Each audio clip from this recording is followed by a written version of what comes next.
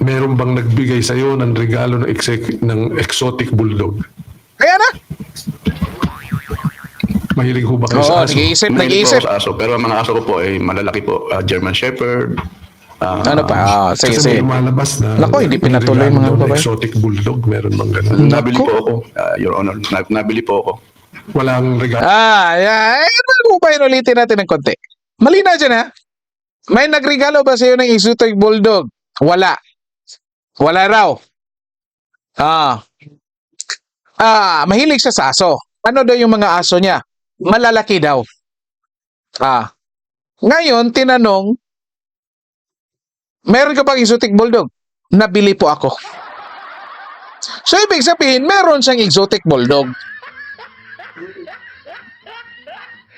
Ito, sige, inatrust natin. Shepherd.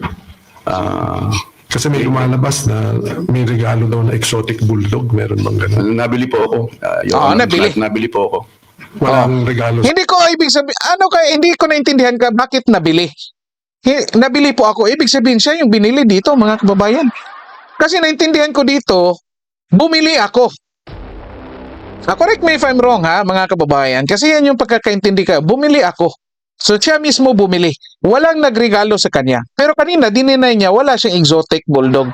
Kasi yung mga aso niya, mga malalaki. Diyan sa thumbnail, mga kababayan, may yan yung example natin ng exotic bulldog.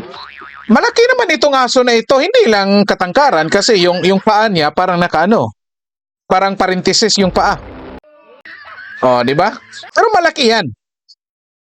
Pero medyo ang hirap intindihin dito. Walang nagregalo. Ang gusto niya mga aso ay yung mga malalaki. Pero bumili siya. Di ba? Imagine ninyo, hindi mo gusto yung aso pero binili mo. Ang maraming extrang pera si congressman. Imagine niyo, kahit hindi niya gusto, mga kababayan, binibili niya. Di ba? Ito, patuloy natin. Nabili po ako, Your Honor. Nabili. Can you Bumili. give us, kung saan nyo nabili? Ano ba ho yung exotic bulldog na malaki pa sa regular bulldog? Unang-una, hindi po ako mahilig sa bulldog. Hindi siya mahilig sa bulldog, mga kababayan. Sa bulldog dahil po malaway po yun eh. Talaga pong ang first love ko pong aso ay German Shepherd. German Dahil Shepherd yung pogi gusto po. niya. So Okay, wala ho kayong tinatanggap na regalo wala ng po, exotic Your Honor. bulldog? Wala po, Your Honor. Maliwanag po sa statement ninyo yun. Ayan, mga kababayan, malinaw dyan. Ayan na. Huli dito. Bakit? Paano naging imagine ninyo? Ang gusto niya, German Shepherd. Walang nagregalo sa kanya ng exotic bulldog. Pero bumili siya.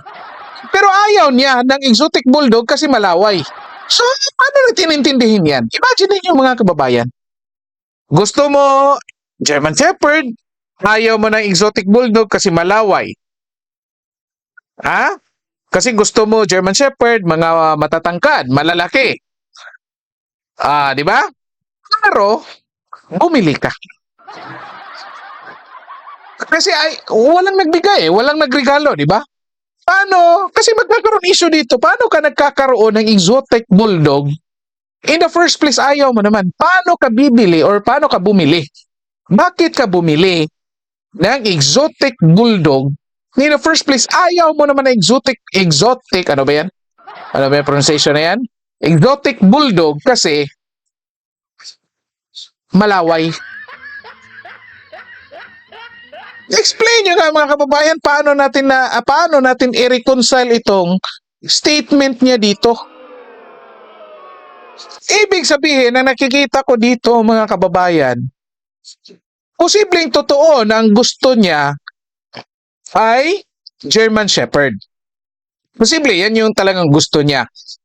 Pero, napilitan siyang magmamay-ari ng exotic bulldog kasi posible mayroong nagregalo sa kanya.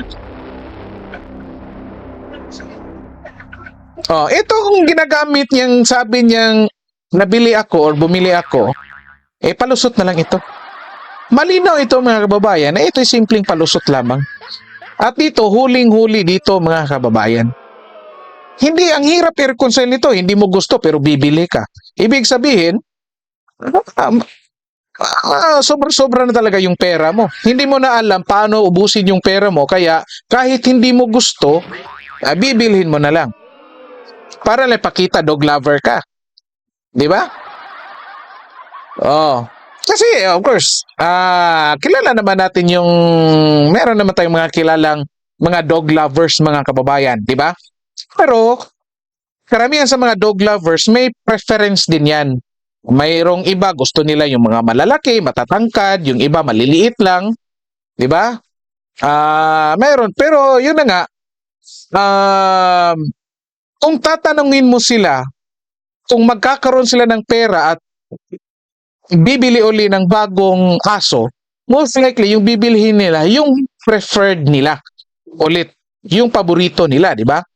Halimbawa, paborito mo German Shepherd, so most likely bibili ka isa, dalawa, tatlo, or di ba? Or nang katulad ng klaseng German Shepherd, ano ba, yung mga yung mga malalaki din, hindi natin kilala mga aso, mga kababayan. Pero most likely sinabi mong ayaw mo sa bulldog kasi malaway, yet bumili ka. Di ba?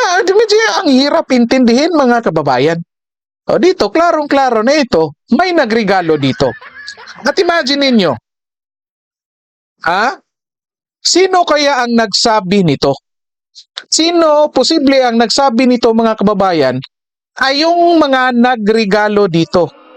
It's either nakikita natin dito, ang nagregalo dito, itong mga diskaya, or yung bagman niya na yung alias Mariano. Yan yung nakikita natin dyan. Kasi, usually ganyan yung ginagawa natin mga nagre-regalo, di ba? Sa pagkakaalam natin, ito, dog lover pala ito. Titignan mo, ano pa kayang wala sa kanya? Di ba alam mo, ito, wala pa itong bulldog. Alam mo, mamahalin yung bulldog. Para magpaano ka, para sa susunod na bidding, ikaw yung pipiliin, bibigyan mo ng mamahali na aso, regardless kung gusto niya or hindi. Kasi wala kang pakialam, di ba? Hindi mo naman tatanungin, gusto mo ba yung bulldog? Di ba? Hindi naman tatanungin. Titignan mo lang yan, ano bang wala pa sa kanya? O di kaya ito, exotic bulldog yung binigay. Search nyo na lang kung magkano yung exotic bulldog mga kababayan, kayo na bahala dyan. Depende pa kasi yan, iba-ibang klase. Basta nagre-range yung price niyan mga kababayan, around $5,000. Sabihin natin 3,000 or 1,000 to $5,000 mga kababayan. Yan yung presyo dyan. Imagine niyo yan. Riregaluhan ka ng contractor na worth 50,000 to 100,000 pesos na aso. Anyway, i-comment nyo dyan mga babaeng, ano masasabi nyo dito. So dito lang po muna tayo. Paki-like po at share ng videos natin. Then paki-subscribe din po ng ating channel. Okay, maraming salamat sa lahat at ngayong araw po sa inyo.